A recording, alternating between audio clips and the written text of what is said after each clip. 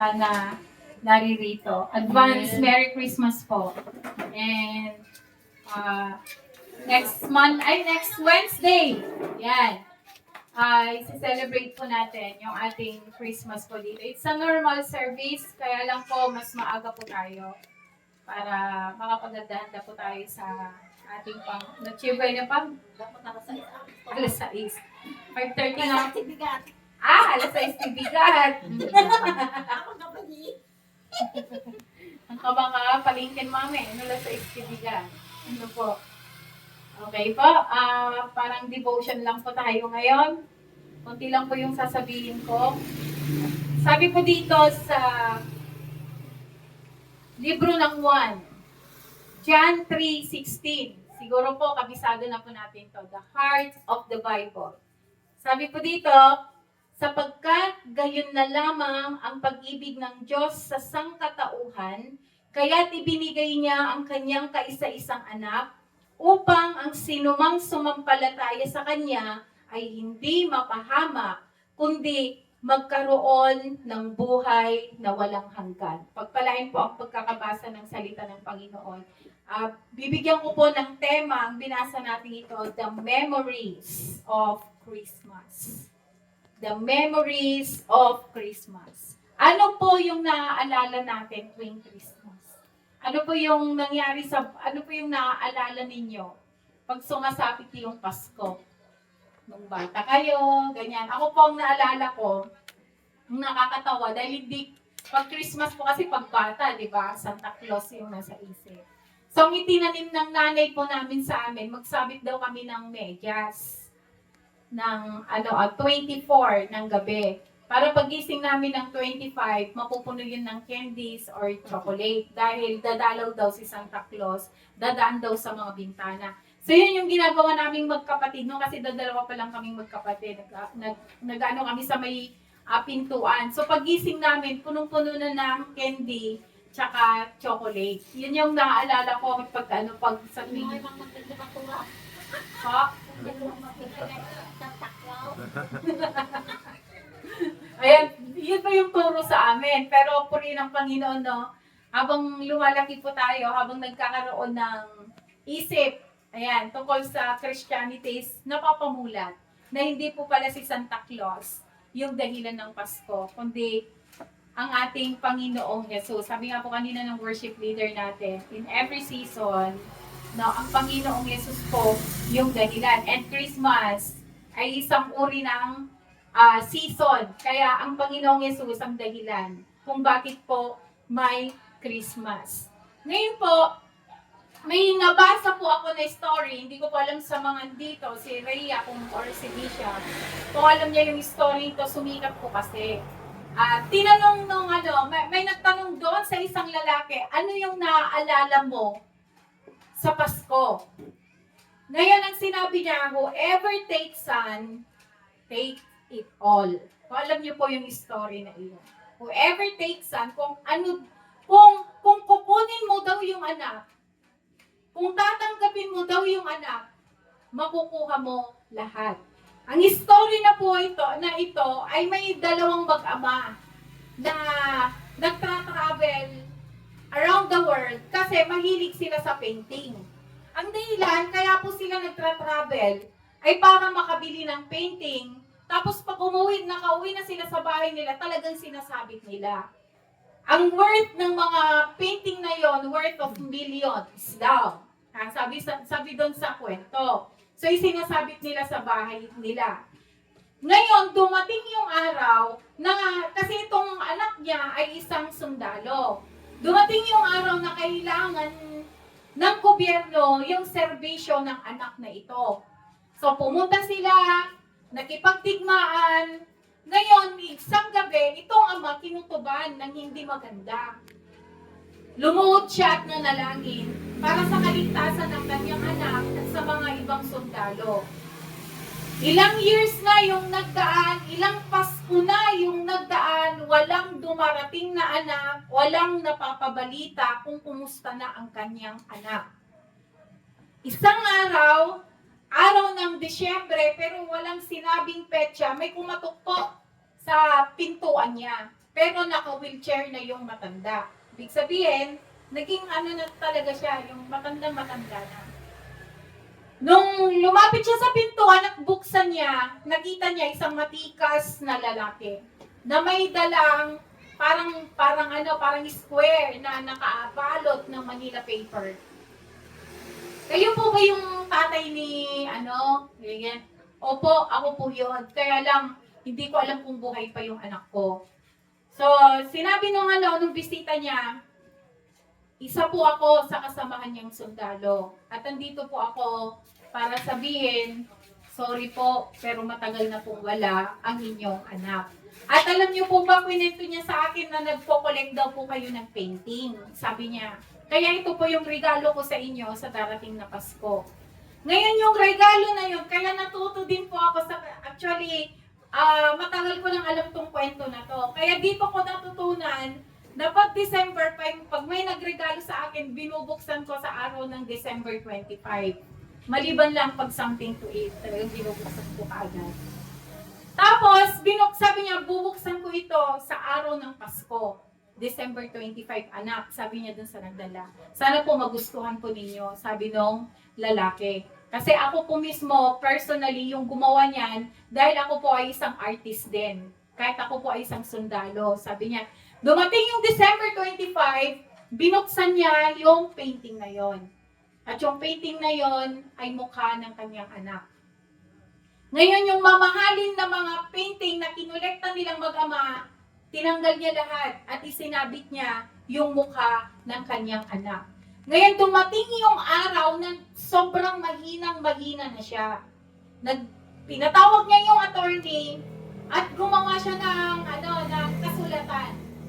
Sabi niya, attorney, pag nailibing na ako, lahat ng painting na ito, ilagay mo sa museum at ibenta. Sabi niya ganyan. Ngayon may isa siyang bilin na napakahalaga sa isang attorney. Ito na ngayon, sa madaling kwento, namatay yung ama at yung attorney, ginawa niya yung ginawa nilang kasulatan. Lahat ng painting, pinalagay niya sa museum at nagkaroon ng auction. Nag-invite sila ng mga mayayaman na tao para bilhin yung mga painting na ginawa ng mga sikat na painter. Ngayon, sabi, umpisahan na natin yung auction, sabi nila, kasi excited sila dahil magaganda yung painting na nakita nila. Sige po, umpisahan na po natin. Ang una nilang nilagay sa gitna ay yung mukha ng kanyang anak. Yung painting ng kanyang anak. Ngayon, nagreklamo sila. Sabi niya, bakit yan? Hindi kami interesado sa anak nung namatay. Interesado kami doon sa mga magagandang painting, sa mga mamahaling painting. Anuin namin yan, di naman namin kaano-ano. Kung bibili namin yan, saan namin isasabit? Alam naman na isasabit namin sa bahay, hindi naman namin yan anak, hindi naman namin yan kamag-anak. Bakit yan yung ipapabidding nyo? Ngayon, sabi nung MC, yung nagpapa-auction, sabi niya, the bidding starts at $10. $10 lang. Magkano ba yung dollar ngayon? 58? 53. No? So, 53 times 10, di ba? Ngayon, sabi niya, $10? Nagpapatawa ka ba? Ano ba ito? Sabi niya, dapat, very profession yung gagawin mong auction. Sabi niya ganyan. Ngayon, yung janitor doon sa museum na yon, kaibigan ng tatay. Kaibigan ng matanda na namatay. Sabi niya, mahal ko tong bata na to nalagaan ko din yun kasi laging naglalaro sa bahay namin. Kaya lang $5 lang yung pera ko. Sabi niya ngayon, walang dahil sa maraming nagre-reklamo at walang gustong bumili sa picture na yon, sabi niya ganyan, pwede bang $5 lang? Kasi yun lang yung nasa bulsa ko. Tapos yung gabel, pak.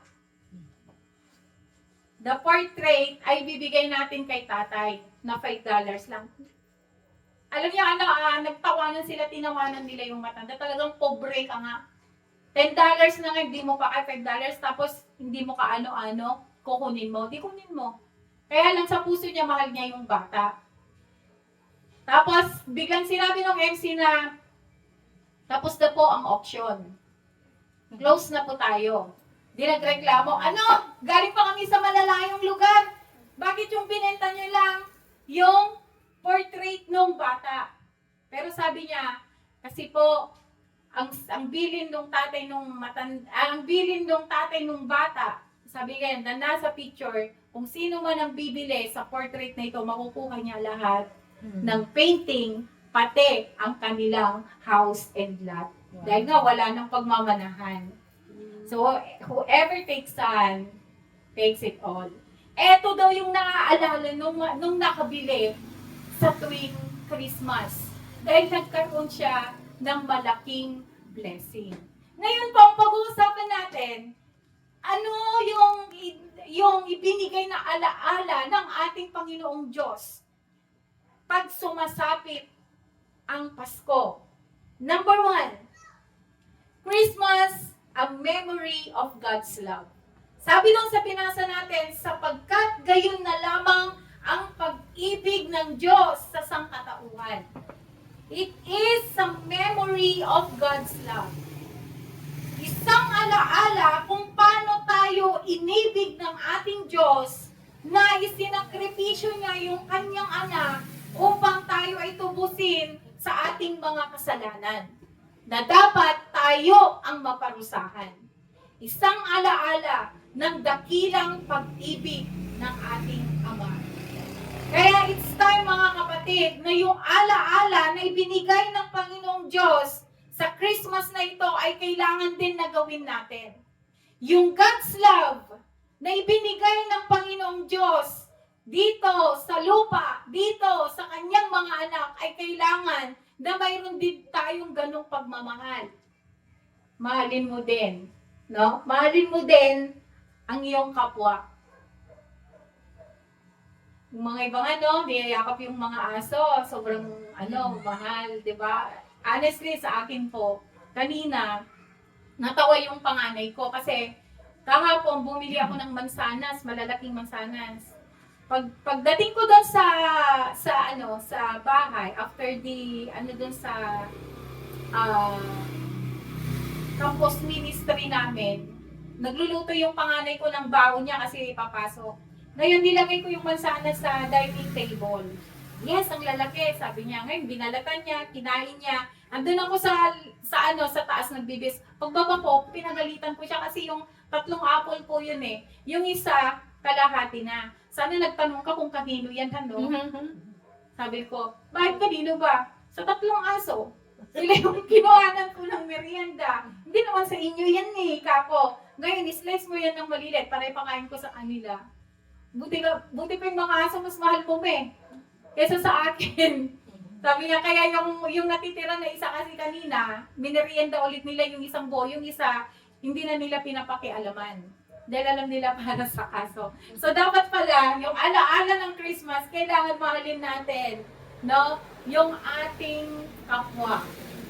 Sa pamamagitan ng pagpapatawad. No, kaya kanina yung tinanong ni Nanay Josie, ewan ko sa born again kung nagtatakwil din tayo. Hindi po. Dahil ang Panginoon mismo ay hindi tayo tinakwil. Siya nga yung nagbigay ng pag-ibig, siya yung nagbigay ng awa, siya yung gumawa ng paraan para tayo ay makalapit muli sa Kanya, para tayo ay makalapit muli sa ating Panginoon. So walang pagtatakwil na nangyari dito sa John 3:16. Pag-ibig yung ginawa ng ating Panginoong Diyos. Kaya yung Christmas po ay isang alaala ng pag-ibig ng ating Diyos. Pangalawa, Christmas is a memory of God's giving. Christmas is a memory of God's giving. Sabi po doon sa binasa natin, kaya ibinigay niya ang kanyang kaisa-isang anak. Ang panahon ng Pasko, kapanganakan ni Kristo ay isang alaala kung paano nagsakripisyo ang Diyos, na ibigay, i-offer ang kanyang anak. Paulitin ko po, i-offer ang kanyang anak para siya yung agawit, itibasol tayo. na dapat tayo yung nagdala ng krus ng Kalbaryo. Pero inuulit ko, ginawa ng paraan ng ating Panginoong Diyos. It's a giving para sa'yo. Isang alaala ng Christmas na dapat natin manahin sa ating Panginoong Diyos na kailangan din po natin na magbigay sa ating mga kapatid. Kapsat, ang kako mga agim-imot. No? Ang nga gidul-dulin. Ano po? Hindi po masama na itabi mo na, amati ka ng binukuan, pero pag sobra-sobra. Share your blessing. Amen. Sabi nga po, if you share your blessing, masuulanin ka ng pagpapala. Babayaran ka ng ating Panginoon kung nakita niya yung puso mo na mapagbigay. Kaya huwag kang matakot na tumulong dahil ang Panginoong Diyos nakikita niya ang ating mga pangangailangan. Share your blessing katulad ng ginawa ng ating Panginoong Diyos sa John 3:16. Pinaka-importante sa Kanya, ang Kanyang anak. Pero sa alaala ng Christmas, siya ay nagbigay ng pinaka-the best na kung anong meron siya. Pangatlo po, Christmas is a memory of God's saving. Christmas is a memory of God's saving. Sabi doon sa John 3:16, upang ang sumampalataya sa Kanya ay di mapahamak. Alaala ng Christmas, ng Pasko, ng kapanganakan ng ating Panginoon ay para hindi na tayo mapahamak.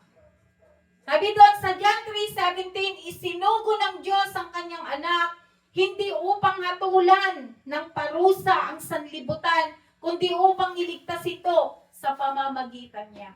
Kaya Nanay Josie, sabihin mo sa mga saksi ni Jehovah, ang Panginoon na kilala ko ay hindi judgmental, kaya huwag kayong judgmental.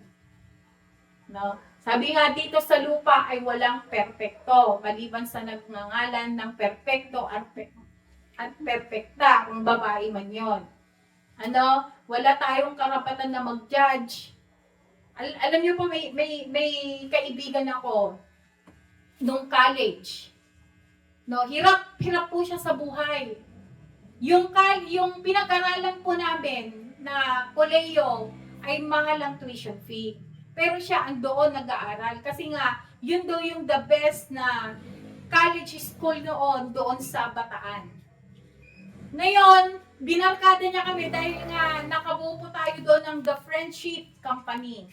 Nagtuturo kami ng salita ng Panginoon. Kasama ko yung English instructress ko noon. Sa akin niya pinagkatiwala yung ministry na iyon. So lumapit siya, naging kaibigan ko. Ngayon nagsasabi siya sa akin na wala na naman akong pang tuition, kailangan kong rumakit. Mate, gumagano siya. So anong racket yun? Asan ba yung magulang mo? Ulila na daw siya. Yung kapatid niya sa Dubai, pero hindi daw niya kayang suportahan dahil may sarili ng pamilya at madamot daw yung hipag niya. Ngayon sabi niya, ayokong itago kasi pag nag-makeup siya, sobrang makapal. Ngayon, ginadjudge siya ng mga tao na, yan, parang mukhang pukpok. Kasi, siya, kamukha ni, sino ba yung Dixon na artista? Alice Dixon. Alice Dixon. Kamukha po niya, napakaganda ng babaeng yun, napakaganda. No? Ngayon, sabi niya, ayaw kong magtago sa inyo. Sabi niya sa amin na kaibigan niya. Pinapalayo kami ng mga marino. Layuan nyo yan kasi marami nang nakaano dyan. Ganun sila. Sabi niya sa amin, ayaw kong magtago sa inyo. Gusto kong ipakita kung ano yung trabaho ko. Sabi niya, ngayon di Friday, kasi nga nasa boarding house kami, Friday, sumama kami sa kanya. At alam niyo ba kung saan siya nagtatrabaho? Sa isang bar. Siya yung panglas full show na sinasabi. Nagulat kami. Nung andong kami sa loob, hindi kami sanay sa lugar na iyon Pero nung tinawag yung pangalan niya, totoo pala yun, akala ko sa TV ko lang, sa pelikula ko lang maano. Pero nung may iba siyang code name, tapos lumabas na kamaskara. Ngayon, yung mga andun, mga nakikita namin sa loob ng kolehiyo, kaya pala sinasabihan nila kami na lumayo kami sa kanya. Abang sumasayaw siya, naka two-piece, binibigyan siya ng pera dito sa mismo sa may sa may garter ng panty niya. Lumalapit siya sa mga lalaki, binibigyan ng akala ko talaga sa pelikula lang nangyayari, pero totoo pala sa totoong buhay. So Lunes noon, nung pumasok kami, ayaw na niya kaming kausapin. Sabi ko sa mga kaibigan ko, maswerte tayo. Kasi hindi ganun yung buhay natin. Hindi ganun yung magulang natin. Hindi ganun yung mga kapatid natin. Talagang matindi yung pinagdadaanan. Ngayon, kinausap ko yung English instructress namin. Sinabi ko yung kalagayan niya. Yun yung shinare niya ngayon sa amin, sa The Friendship Company. Na huwag kang mag-judge ng isang tao kasi hindi mo alam kung ano yung pinagdadaanan niya. Ginagawa niya yon para makatapos siya sa kanyang pag-aaral. Ngayon, I think Master Teacher 2 na ata siya ngayon sa Pilar, Bataan. Dahil doon sa pagsasayaw niya. So, hindi natin alam. Kaya, pumunta dito ang Panginoon para hindi po tayo hatulan. Pumunta po dito ang Panginoong Yesus para tayo ay ibigin.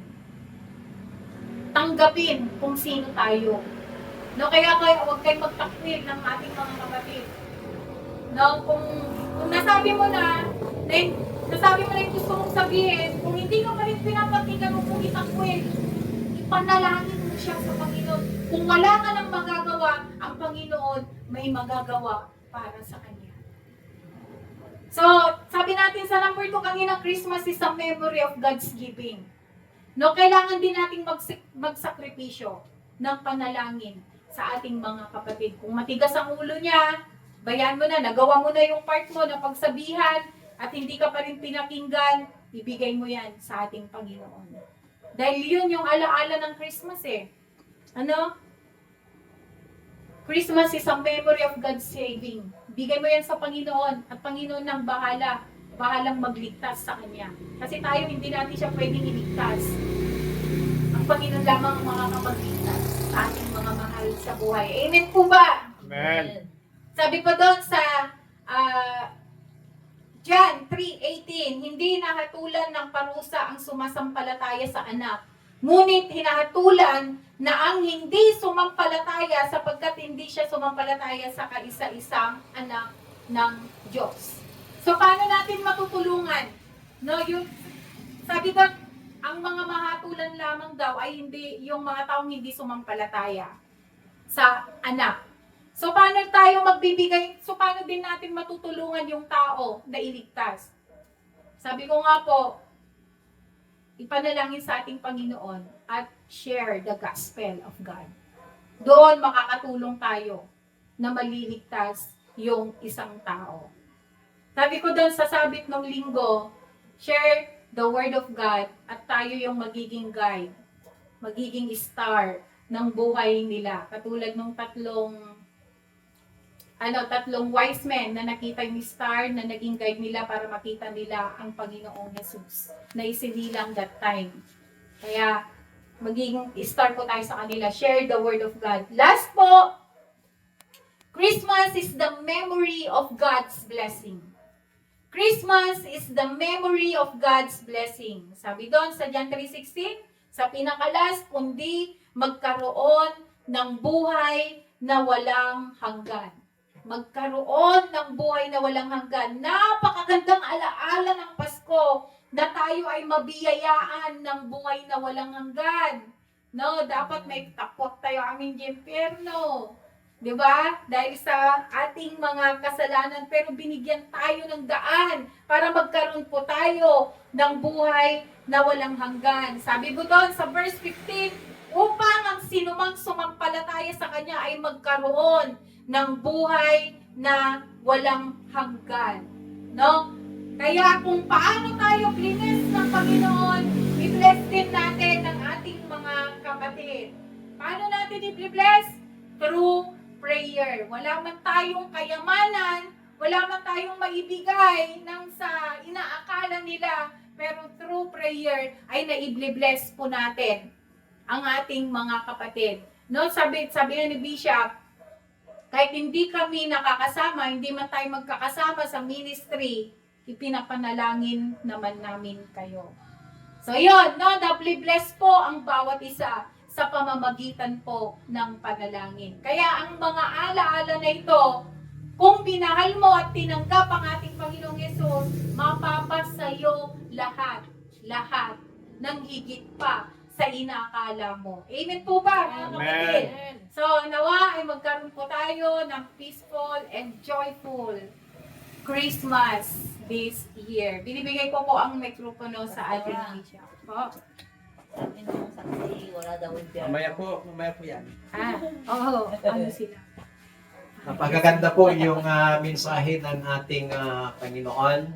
Nawa po itong 2025, meron pong iiwan sa atin na alaala na katapatan, kabutihan ng ating Panginoon.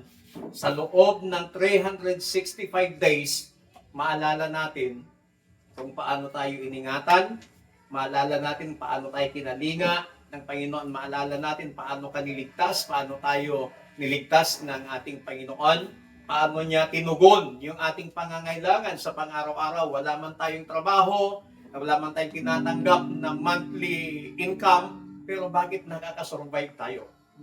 Because of the goodness of God.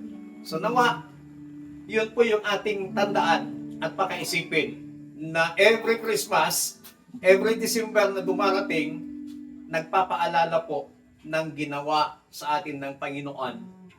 Yung kanyang unang pagparito, ipinakita niya yung kanyang pagmamahal, ipinadama niya yung kanyang pagmamahal sa atin at ibinigay niya ang kanyang buktong na anak na kung saan ay ikaw at ako ay maligtas. So nagkaroon ng pagbibigay. Kaya sa gabi pong ito, nawa ay ibigay din natin yung the best na oras natin, the best natin sa Panginoon para ating sambahin ang ating Diyos na buhay. Tayo nga pong lahat ay tumayo. Awitin po natin yung O come, let us adore Him. Hallelujah.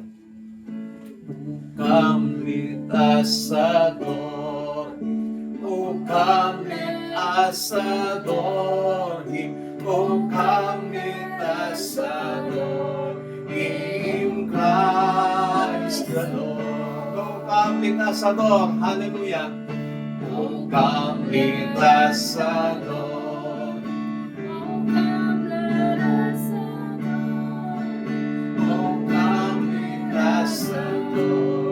In Christ the Lord. Hallelujah. Panginoon, thank you for the memories na ginawa mo, ipinakita mo sa araw ng Kapaskuhan. Ang mga memories na ito, Panginoon, na ginawa mo, patuloy mong itanim, ilagay sa aming puso, sa aming mga isipan, upang patuloy naming maalala, hindi lamang tuwing December, kundi sa bawat araw ng aming mabuhay, maalala namin na mayroong Diyos na nagmahal sa amin. Maalala namin na mayroong Diyos na nagkalinga sa amin. Maalala namin na mayroong Diyos na nagkaloob sa amin ng aming tagapagligtas. At maalala namin na mayroong Diyos na nagsakripisyo para sa amin, Panginoon. Salamat sa iyong lingkod na siyang ginamit sa gabi pong ito. Salamat sa kanyang buhay. Ang aming panalangin, patuloy po ninyo siyang gamitin mightily and powerfully sa iyong gawain, Panginoon. Patuloy mong pagpalain ng bawat isa sa amin na nakarinig na iyong mga salita. Wala man po dito sa aming place of worship na sa loob man ng kanilang mga tahanan na naabot ng tinig, Panginoon, ng pangangaral ng mga salita ng aming pagsamba sa gabi pong ito. Pagpalain mo ang kanilang mga buhay, abutin mo ang kanilang mga buhay, Panginoon, at ipadama mo ang iyong pagyakap, pagmamahal sa kanila. Marami pong salamat sa inyo po na hindi pinagkakatiwalang lahat. Ang lahat ng ito sa pangalan ng aming Panginoong Kristo. ang lahat ay magsabi na Amen. Palakpakan po natin ang Panginoon. Hallelujah.